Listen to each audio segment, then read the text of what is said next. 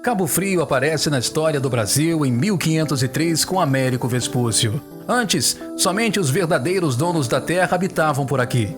Brasil! Hoje, através de pesquisas particulares, principalmente Márcio Werneck, e do vasto acervo desta casa, podemos conhecer um pouco da rica história de Cabo Frio. A história da Câmara a gente conhece pouco. E a gente passou a conhecer a história da Câmara podendo desenvolver o Marco 355, os ganhos que ela teve e a história que ela conta. Como contar a história da Câmara Municipal de Cabo Frio para que todos entendam o seu verdadeiro papel na comunidade? Com a fundação da cidade em 1612, a primeira Câmara foi instalada. As reuniões eram realizadas sempre nas casas dos seus integrantes, chamados Homens Bons. Homens bons? Foi a primeira denominação para o vereador, que via de regra na época eram grandes proprietários de terra, pessoas ricas e influentes integrantes da elite colonial. Escravos, estrangeiros, mulheres e degredados não podiam ser vereadores. Não eram considerados homens bons. Os vereadores, portanto, estão presentes na história do Brasil desde o período colonial, quando tinham a função de zelar pelos bens do município e até fazer julgamentos nos tribunais. Gostei muito desse conceito de homens bons. José Antônio Porto Rocha, com 24 anos, estuda medicina e se forma como médico. Ele entrou na vida política, foi várias vezes vereador em Cabo Frio, e quando, da passagem da corte, do Império para a República, ele foi o primeiro juiz de paz da cidade de Cabo Frio. A corte, nesse período, enfrentava constantes dificuldades administrativas e as câmaras, representando o poder político efetivo na colônia, eram instâncias de poder, elegendo, depondo, prendendo e expulsando governantes, e representaram por muito tempo um estado social que, se não poderia ser reprimido pela coroa, era ao menos tolerado por ela. Nossa primeira Câmara Municipal foi construída onde e quando? Baseado em alguns documentos e principalmente no mapa do ano de 1662, é que essa Casa Legislativa fará seu marco histórico dos 355 anos. Porto Rocha, várias vezes, ele assumiu a presidência da Câmara. E como presidente da Câmara, ele tinha o poder executivo. Então, a primeira água encanada em Cabo Frio foi durante a permanência de Porto Rocha na Câmara de Cabo Frio. As brigas e as confusões geraram inimizades e, consequentemente, adversários políticos, passando os homens bons a representarem apenas os seus interesses. Assim, fez-se necessária a construção de um prédio com uma única finalidade: abrigar a Câmara Municipal de Cabo Frio, localizada primeiramente na Rua Direita, atual Érico Coelho, e em 15 de maio de 1873 é oficializada a compra do atual prédio localizado na Avenida Assunção. Antigamente, os gestores, eles viviam na Câmara, eles tinham a Câmara como uma casa deles, um complemento do lar deles. Eles ficavam muito à vontade na Câmara. Além do papel de legisladores, eles viviam aqui, mas muito à vontade. A gente notava esse amor que eles tinham pela instituição. A história política do Brasil passa necessariamente pelos municípios. Tornou-se lugar comum dizer que a vida política era experimentada em toda a sua intensidade, não apenas nos salões ministeriais ou nos gabinetes das capitais, mas principalmente nas câmaras municipais, as mais antigas representantes dos poderes democráticos. Mas qual é o papel do vereador?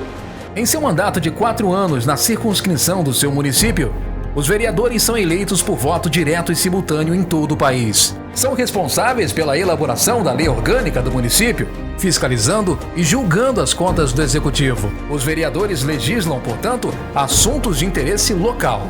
Sempre encontro com o vereador no meu dia a dia e pergunto sobre a rua, o bairro e nossa cidade, e espero respostas.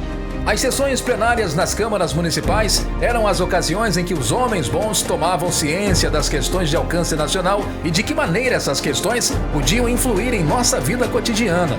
Já diz o poeta que o caminho se faz ao caminhar. Eu vim para a Câmara Municipal, para o arquivo histórico da Câmara Municipal, pesquisar alguma temática ligada à história da educação em Cabo Frio no século XIX. Eu apresentei esse trabalho no Congresso Brasileiro de História da Educação e as pessoas ficaram admiradas que existe um exemplar de um documento histórico que serve como uma espécie de janela para entender uma prática social no século XIX, no caso a inspeção escolar. Os exames das atas das câmaras municipais eram caixas de ressonância de eventos políticos e econômicos da história do país. Estudá-las é conhecer como a comunidade reage a momentos históricos da nossa cidade. Os inspetores nos municípios eram fundamentais para fiscalizar a escola pública na província do Rio de Janeiro. E ela serve de laboratório para todo o Brasil. Que a descoberta desse documento, ela mudou tudo. Foi onde tudo começou. O que temos que fazer para preservar este material?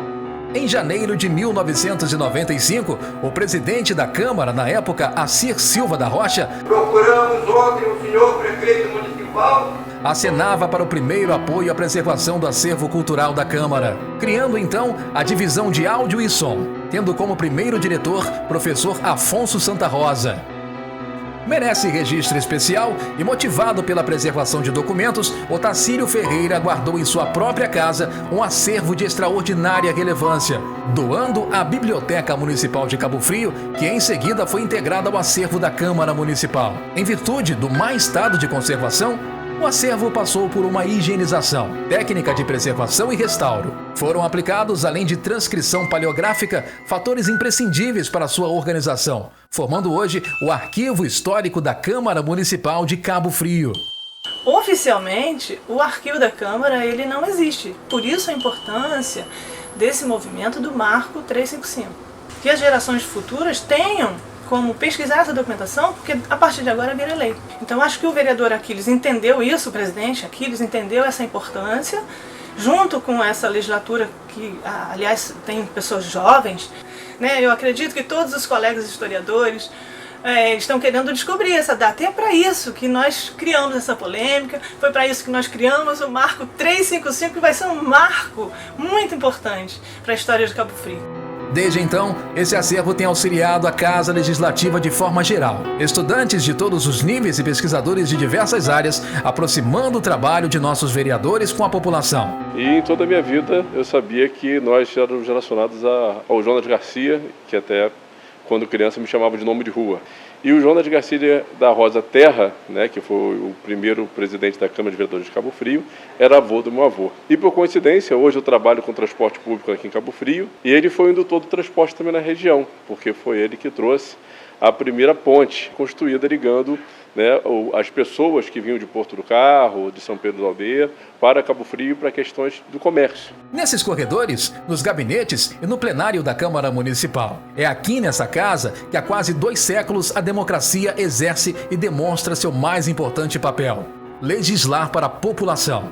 Não podemos abrir mão disso. Cresci no bairro de São Cristóvão, aqui em Cabo Frio.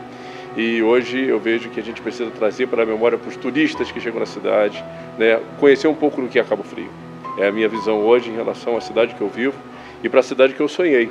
De que adianta essa história preservada se ela não vai ser aplicada na minha vida? Vejamos alguns exemplos da leitura das atas para conhecermos seu conteúdo e de que forma atuavam na comunidade ao longo da história.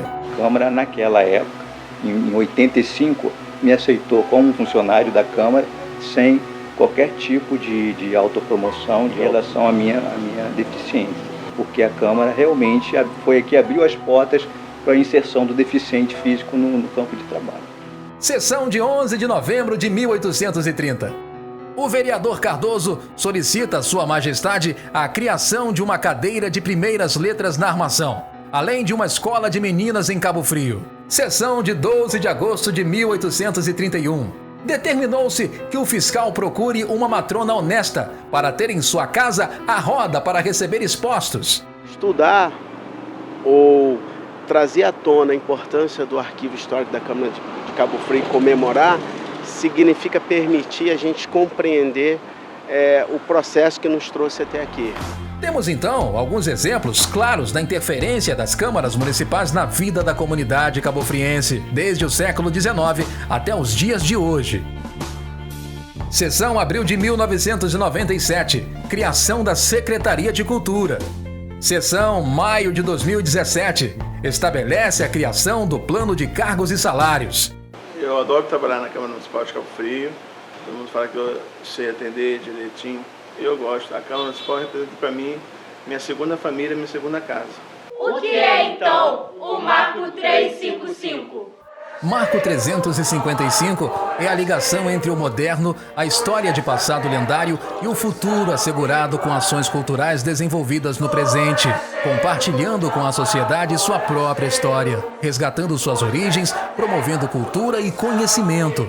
O Parlamento Juvenil quer aproximar as crianças, a escola, para que a gente possa fazer o nosso menino ser vereador mirim, conhecer a Câmara para um dia estar falando melhor sobre esse projeto dentro das comunidades, dentro de cada escola e trazendo ganho para a nossa cidade. Então, a história da Câmara e a semente plantada para o futuro é muito importante a gente construir isso com discurso e com prática. É por isso que a Câmara Municipal de Cabo Frio tem feito isso. Esse é o papel da nossa Câmara. Resgatar a nossa história e construir o nosso futuro. Consciência natural de uma gente acostumada a ter os olhos nas belas paisagens de Cabo Frio e o espírito no sentido de desenvolvimento. Há meios de conciliar todas essas coisas. Há meios seguros e sensatos de preservar e perpetuar a história dessa gente, que é a nossa maior riqueza.